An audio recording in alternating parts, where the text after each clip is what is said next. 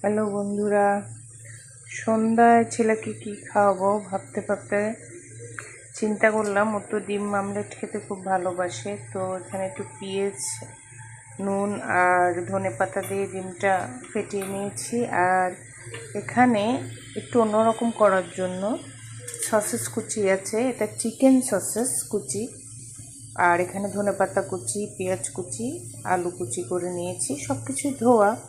Fry pan বসাই দিয়েছি, তেল দিয়েছি, তেলটা গরম হলে তারপর এখানে পেঁয়াজটা দিয়ে আলুটা ভাজবো। পেঁয়াজটা দিয়ে দিলাম, পেঁয়াজটা ভাজি হোক, একটু একটু ব্রাউন করে ভেজে নিলেই হবে। পেঁয়াজটা একটু ব্রাউন হতেই আমি সসেসটা দিয়ে দিলাম, একটু নেড়ে চেড়ে নিচ্ছি।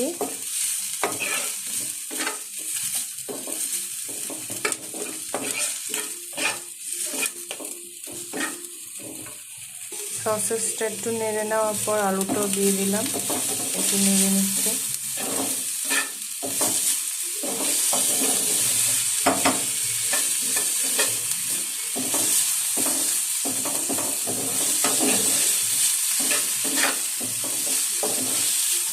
নুন দিয়ে দিয়েছি, তো নুনটা দিয়ে কিছুক্ষণ নাড়ার পরে আমি এখানে একটু জিরে গুঁড়ি দিচ্ছি, হালকা, বাচ্চা যেহেতু খাবে একদম অল্প করে একটু জিরের গুঁড়ি দিয়ে দিলাম। আর দিব এখানে, এটা হচ্ছে ম্যাগি মশলা বা ম্যাজিক মশলা আর কি, অল্প পরিমাণে দিয়ে দিলাম, বেশি না, একদম অল্প। আর একটু হলুদের গুঁড়ো দিচ্ছি, তোমরা চাইলে নাও দিতে পারো, আমি একটু হালকা দিয়ে দিচ্ছি। তারপরে এগুলো একসাথে মিশিয়ে নিলাম। বাচ্চাদের জন্য যতটা মশলা কম দিয়ে পারাটাই ভালো। আমি আগে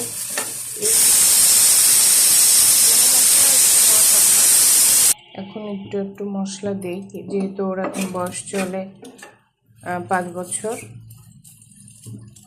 তাই একটু একটু মশলা দিই। দেখো এটাতে তেল একদম নাই বললেই চলে, কম, সীমিত একদম। এখানে দেখো ওরা আলু পাচ্ছে, চিকেনের সসেসটা আছে, তারপর ডিম আছে। সন্ধ্যায় টিফিনের জন্য এটা বেস্ট হতে পারে। আলুটা একটু সেদ্ধ হলেই আমার হয়ে যাবে। আমার আলুটা হয়ে গিয়েছে, একটু ধনেপাতা দিয়ে দিচ্ছি, এটা আলু ফ্লেভারের জন্য। দেখো আলুটা হয়ে গিয়েছে, আলুটা এরকম একসাথে করে এটার উপর দিয়ে ডিমটা দিয়ে দিচ্ছি।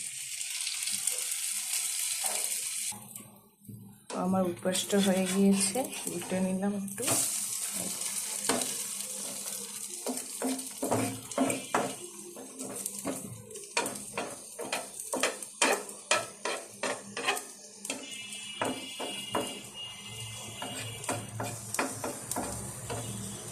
একটু চেপে চেপে নিচ্ছি। আমার উপাসটা হয়ে গিয়েছে, এই দেখো একদম পারফেক্ট।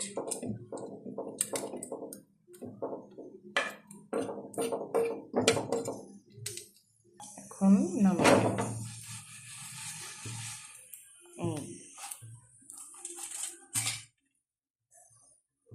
দেখতেও ভালো লাগছে।